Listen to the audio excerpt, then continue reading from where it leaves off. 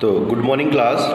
आज बेटा 12th class political science के अंतर्गत जो है हम पढ़ेंगे पाठ का नाम जो हमारा चल रहा है चैप्टर वैश्वीकरण।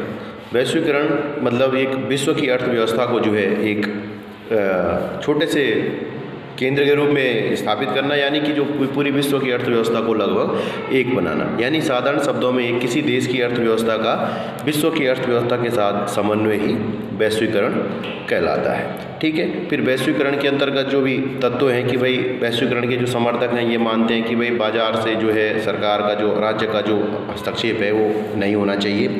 सभी देशों को जो है एक दूसरे के लिए जो है अपने बाजार के दरवाजे खोल देने चाहिए।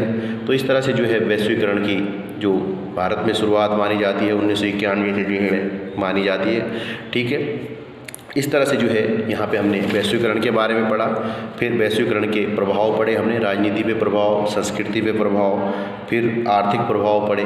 कहीं पे जो है भाई वैश्वीकरण के कारण जो है मल्टीनेशनल कंपनीज आती हैं, वो निवेश करती हैं, रोज़गार मिलता है, लोगों को जीवन स्तर में जो है उनकी वृद्धि होती है। ठीक है। संस्कृति पे प्रभाव पड़ता है, हमारे खान पान, पहनावे, रीति रिवाज, हम दूसरे देशों की संस्कृति को भी तत्व अपने संस्कृति में ग्रहण करते हैं। कुछ लोग मानते हैं कि इससे जो है पश्चिमी संस्कृति हावी हो रही है और हमारी संस्कृति खत्म हो जाएगी, लेकिन कुछ लोग ये कहते हैं कि एक इससे नई संस्कृति का भी जन्म होगा जो एक मिश्रित संस्कृति होगी। ठीक है बेटा।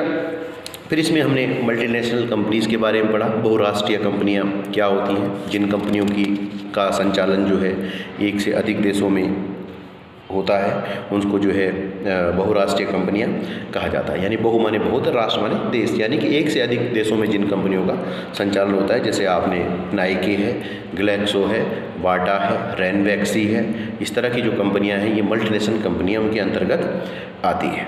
ठीक है बेटा। इनकी हर जगह जो जैसे होंडा है, ICICI है, ये जो इतनी बड़ी बड़ी कंपनियां हैं इनकी जो शाखाएं लगभग हर देश में मौजूद हैं। आप खाने की बात करें, मैकडोनाल्ड्स का नाम सुना होगा, वो एक रेस्टोरेंट की चेन है, उसको भी हम मल्टीनेशनल कह सकते हैं क्योंकि लगभग जो है लगभग हर देश में जो है उसकी मतलब कई देशों में उसकी जो शाखाएँ बनी हुई हैं।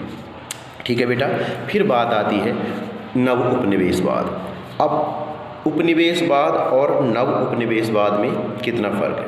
उपनिवेशवाद जो है साधारण शब्दों में अगर कहें, उपनिवेशवाद क्या होता है कि किसी देश द्वारा जो है, किसी शक्तिशाली देश द्वारा किसी कमज़ोर देश को अपने अधीन करके वहाँ के शासन प्रशासन को जो है अपने फ़ायदे के लिए अपनी मर्जी से चलाना और वहाँ के संसाधनों का दोहन अपने फ़ायदे के लिए करना, यानी कि उसको जो है गुलामी की जंजीरों में जकड़ देना, यही जो है उपनिवेशवाद कहता है। उपनिवेशवाद में जो है सीधा डायरेक्ट शोषण है। आपने सीधा जो है किसी देश की अपना अधिकार कर लिया है और आप अपनी मर्जी से जो है अपने फ़ायदे के लिए वहाँ का शासन चला रहे हैं। उदाहरण के लिए जब ब्रिटेन ने भारत को अपना उपनिवेश बनाया तो उन्होंने जो है यहाँ पे जो भी कानून बनाए या जो भी यहाँ पे कार्य किए वो भारतीयों के फ़ायदे के लिए थोड़ी किए, वो सब अपने फ़ायदे के लिए किए और यहाँ के संसाधनों का जो है अपनी मर्जी से अपने फ़ायदे के लिए दोहन किया।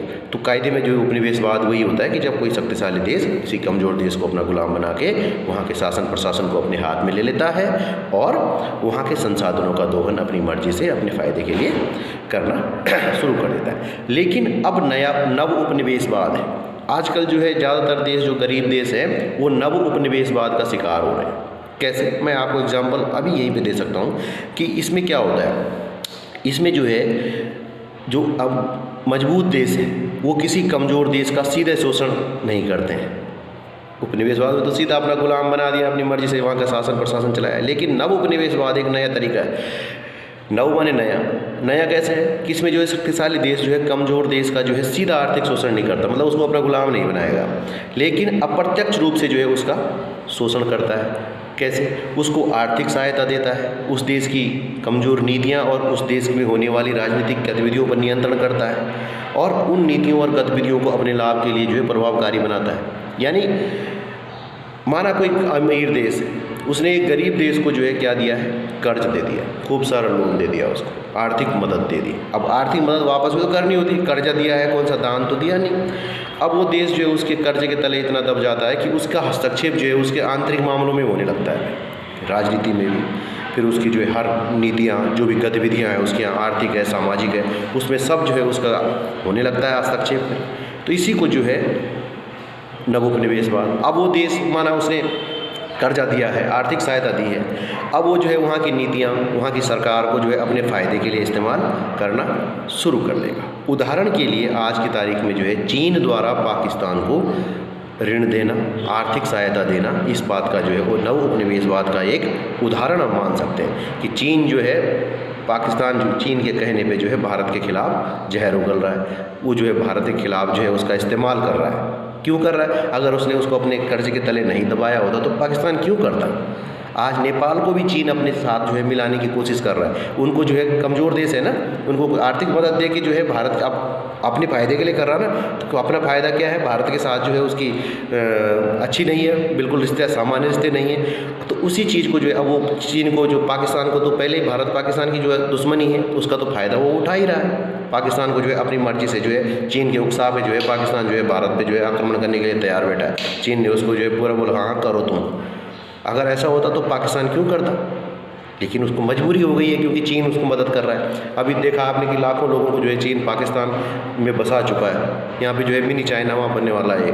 तो इस तरह से जो है कई सारी ये नवनिवेश मतलब शोषण करने का ये नया तरीका। नेपाल को भी जो है आर्थिक सहायता दे करके भारत के खिलाफ जो है जहर उगलने के लिए उकसा रहा है, यानी कि अपने फ़ायदे के लिए जो है उसका यूज़ कर रहा है। तो ये जो है नव उपनिवेशवाद में क्या होता है कि एक शक्तिशाली देश कमज़ोर देश को जो है ऋण देता है, आर्थिक सहायता देता है और उस देश की नीतियों और राजनीतिक गतिविधियों पर क्या करता है? नियंत्रण करता है और उनका जो है अपने लाभ के लिए प्रयोग करता है। उन नीतियों को जो है अपने लाभ के लिए प्रभावकारी बनाता है।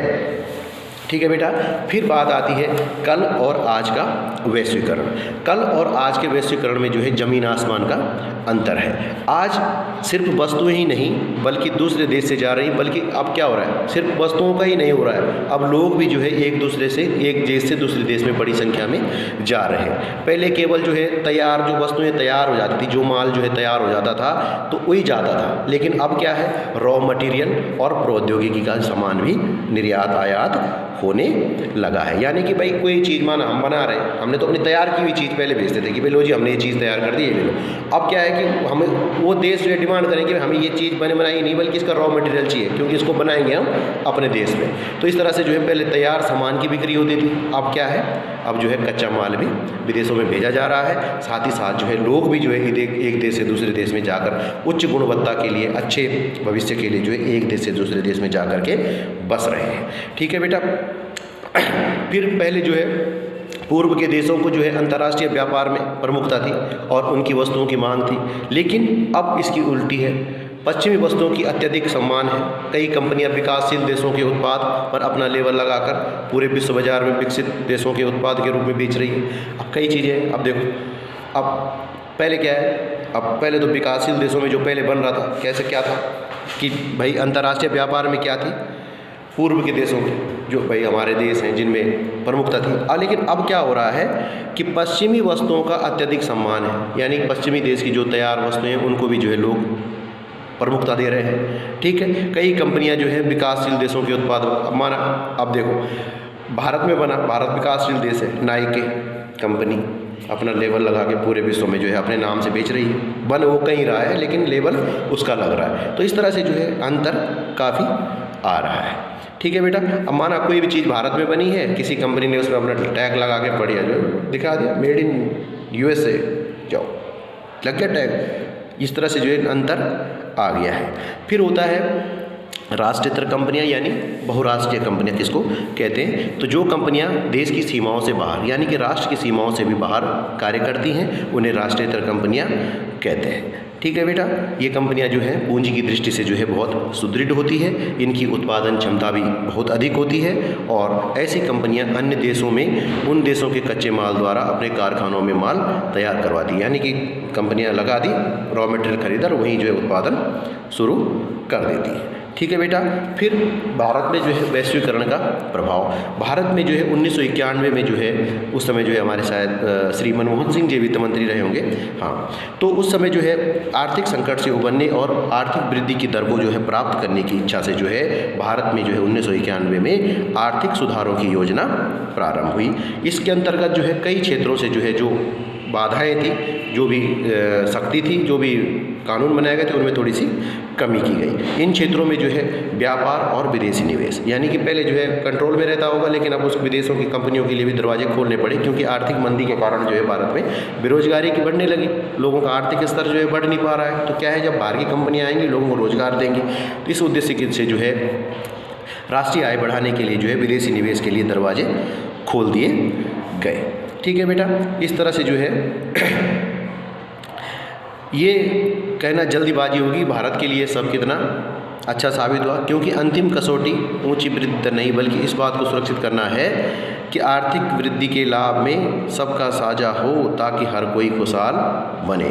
यानी कि उद्देश्य क्या होना चाहिए, पढ़ाओ, जो पढ़ाओ पढ़ाओ, लेकिन मेन उद्देश्य क्या होना चाहिए, लोगों को रोज़गार मिले, लोगों का जीवन स्तर ऊंचा हो, तब हमारे देश को भी जो है आर्थिक लाभ होगा।